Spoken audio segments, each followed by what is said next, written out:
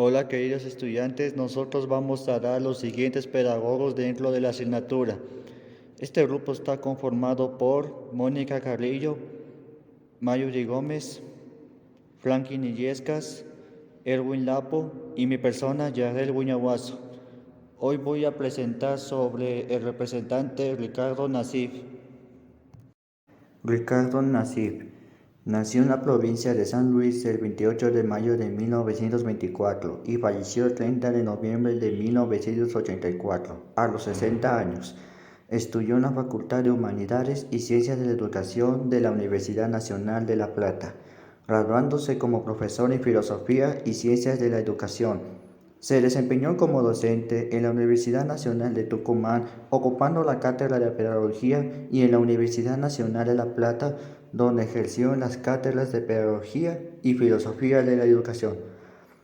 Sus obras son Pedagogía General, escritas en 1958, Pedagogía de nuestro tiempo, Hechos, Problemas y Orientaciones, escrita en 1960, Teoría de la Educación, Problemática Pedagógica Contemporánea, en 1980. Su aporte se declaró que Ricardo Nassif habla de dos aspectos en que toda la pedagogía busca ocuparse el proceso educativo. El primero es como un cuerpo de doctrinas o de normas capaces de explicar el fenómeno de la educación en tanto realidad, y el segundo busca conducir el proceso educativo en tanto actividad. Por su parte, constituyó un grupo académico que ejerció considerablemente una formación pedagógica, que todas las carreras de formación docente se dictaban en la Facultad de Humanidades y Ciencias de Experimentación. Octavio Fuyab nació el 12 de enero de 1928 en Alforja, provincia de Tarragona, España. Su madre se denomina María Genis Serra, como profesora de la Escuela del Mar. Fue alumna de María Montessori. Luis Fuyab Aragones fue doctor en medicina y discípulo de Juan Nerlin en Madrid. Octavio tiene una larga y profunda actividad docente y de publicaciones vinculadas a la filosofía en general y su vinculación con la educación. Fue catedrático de Filosofía de la Educación en la Universidad Autónoma de Barcelona, 1986 y 1998. Su trayectoria académica ha merecido el reconocimiento en nuestro país y a otros muchos.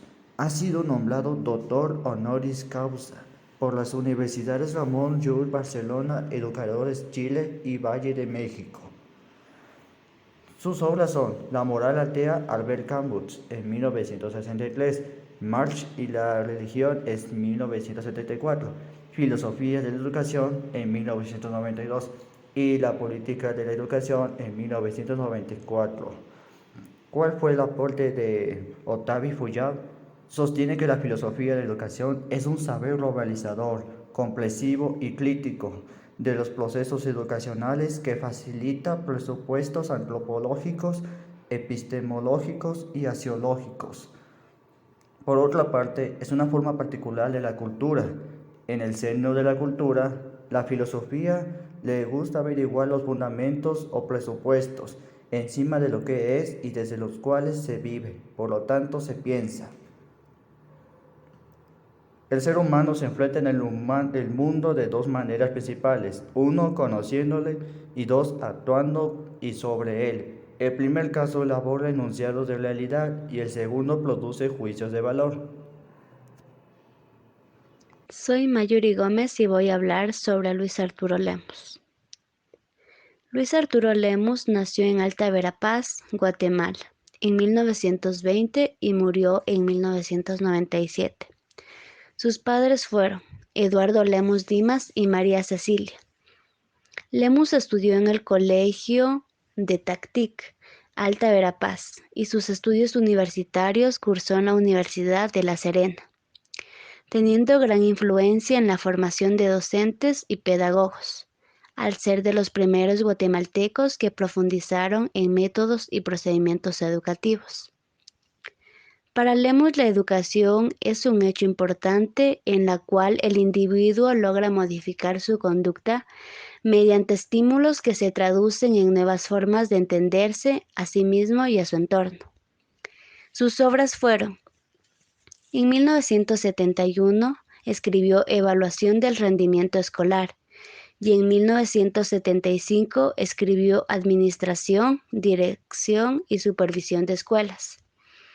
Para Lemus, la pedagogía es el objetivo del planteo, estudio y solución del problema educativo, en tanto que se trata de un fenómeno dinámico que cambia cotidianamente.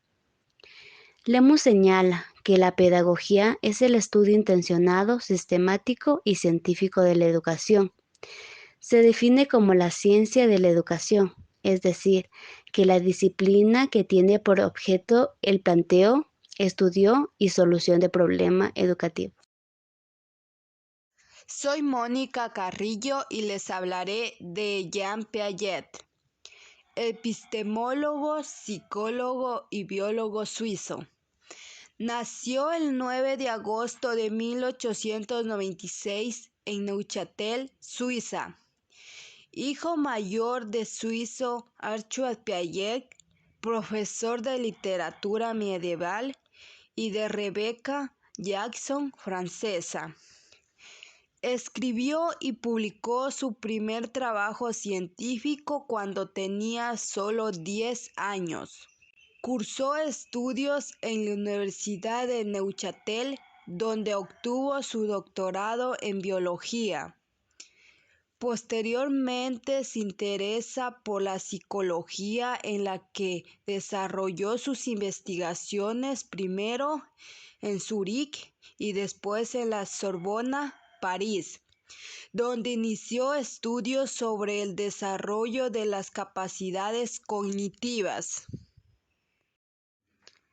Sus obras son La representación del mundo en el niño, 1926, El lenguaje y el pensamiento en el niño, 1931, El juicio y el razonamiento en el niño, 1932, El criterio moral en el niño, 1934, y por último El nacimiento de la inteligencia en el niño, 1936. Sus aportes son: Piaget consideraba que la capacidad cognitiva y la inteligencia se encuentran estrechamente ligadas al medio social y físico.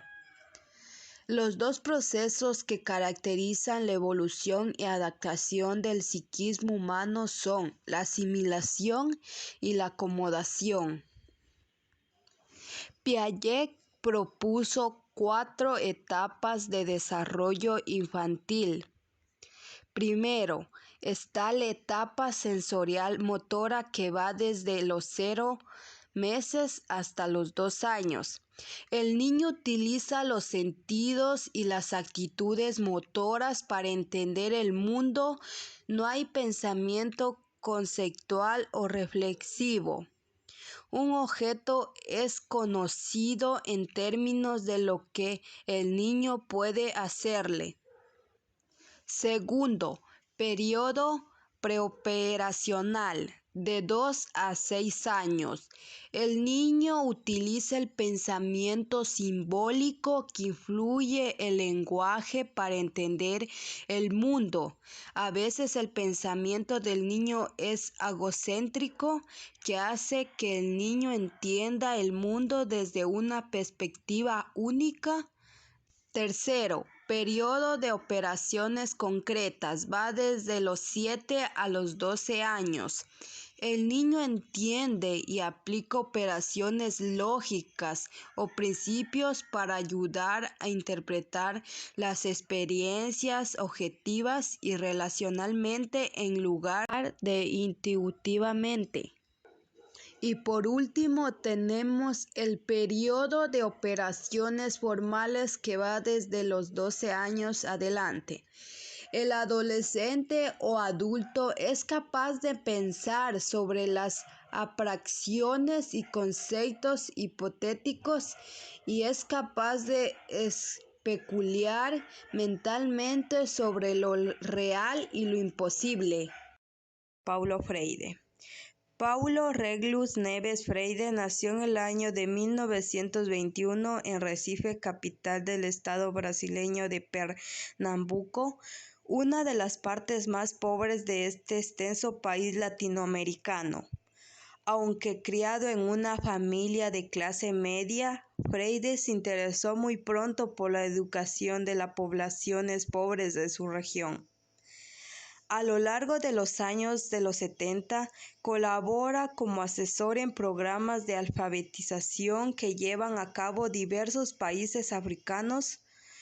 Todas estas experiencias las recogerá en el libro Cartas a Guinea-Bissau, escrito en 1977.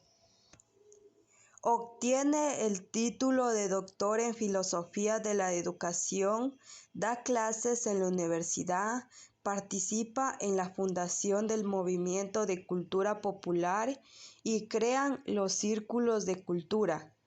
De esta nueva situación empieza a implicar a las familias en la escuela y aumentar la connotación política de esa presencia.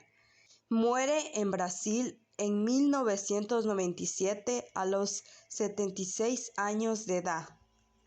Sus principales obras son La educación como práctica de la libertad, 1967, Pedagogía del oprimido, 1970, Pedagogía de la esperanza, 1992, Cartas a quien pretende engañar, 1993, Pedagogía de autonomía, 1996. Sus aportes son campañas de alfabetización que buscaban la creación de conciencia en la persona. Desarrolló un método cimentado en el principio de que el proceso pedagógico debe partir de la realidad que rodea al educando. Salida del pensamiento domesticador a través de la lectura crítica y la praxis. Establecimiento de una idea de pedagogía de cambio. Y por último, propone la pedagogía de la liberación de participación popular. Franklin Illescas, voy a hablarles sobre Jean-Jacques Rousseau, que nace en Ginebra el 28 de junio de 1712 y fallece en Francia el 2 de julio de 1778. Fue un polímata suizo francófono que fue a la vez escritor, pedagogo, filósofo, músico, botánico y naturalista, y aunque fue definido como un ilustrado, presentó profundas contradicciones que lo separaron de los principales representantes de la Ilustración, ganándose por ejemplo la feroz inquina de Voltaire y siendo considerado uno de los primeros escritores del prerromanticismo. La infancia de Jean Rousseau no fue fácil. Su madre murió a los pocos días de nacer y su padre fue quien se encargó de su educación. Él hereda de su padre la afición por la lectura, pero a la muerte de este se va a vivir con sus tíos. Todos estos avatares dificultan mucho su educación. Así que a los 16 años se va de Ginebra y amplía sus conocimientos y estudios. Sus ideas imprimieron un giro copérnico a la pedagogía, centrándola en la evolución natural del niño y en materias directas y prácticas. El niño no es un animal ni un hombre, es un niño, tenía la ideología. A partir de esta, señalan la necesidad de replantear los métodos de enseñanza imperantes que consideran al niño como si fuera un adulto más, asumiendo con ello que comparten intereses, habilidades, necesidades y capacidades.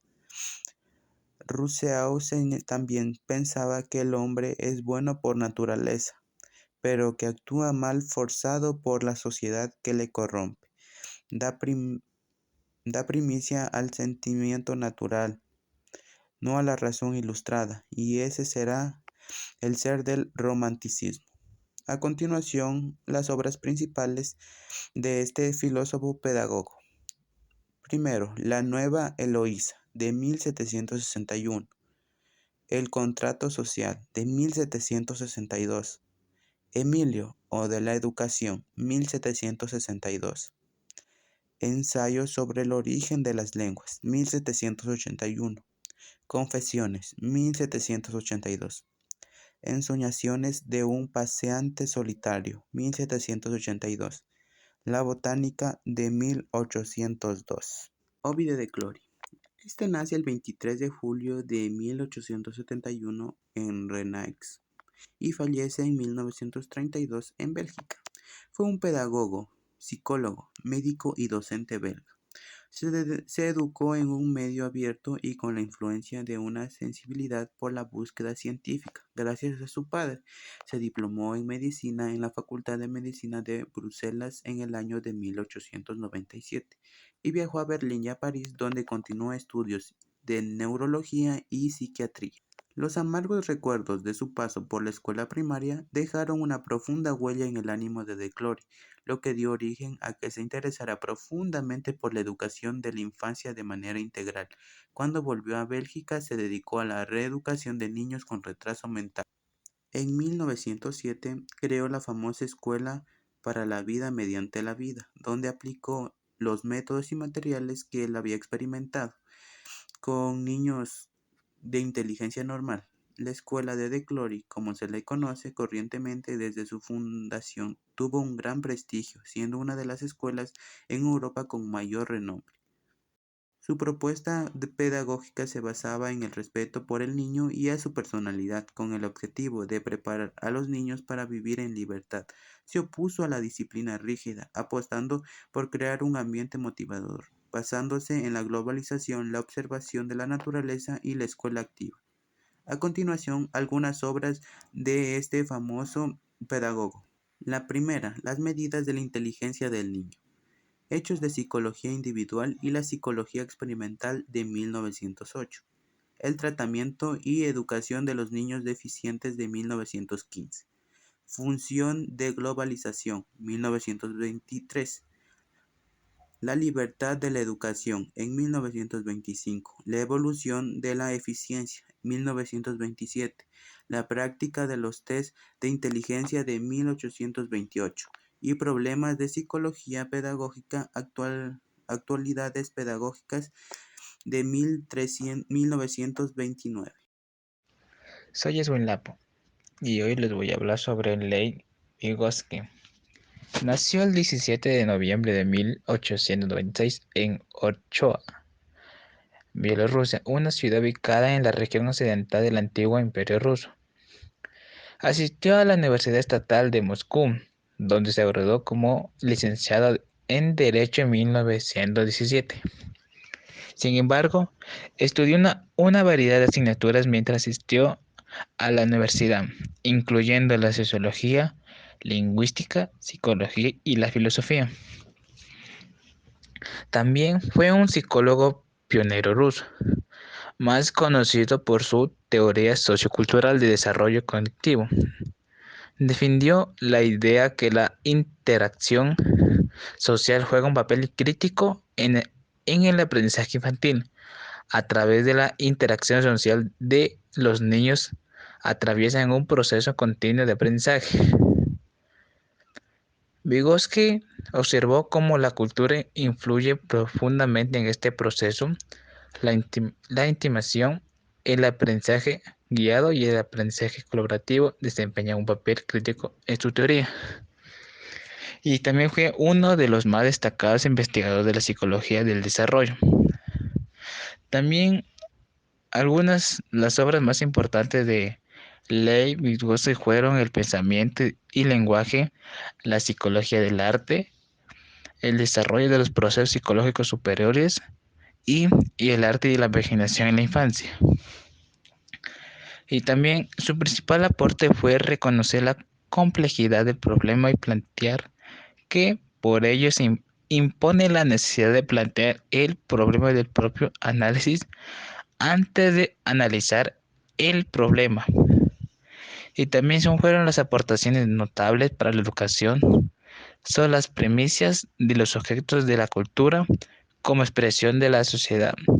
Son fuente de desarrollo que el niño construye por sí mismo su pensamiento con la presencia o guía de otros y cada acto del conocimiento está ligado a lo afectivo. Gracias.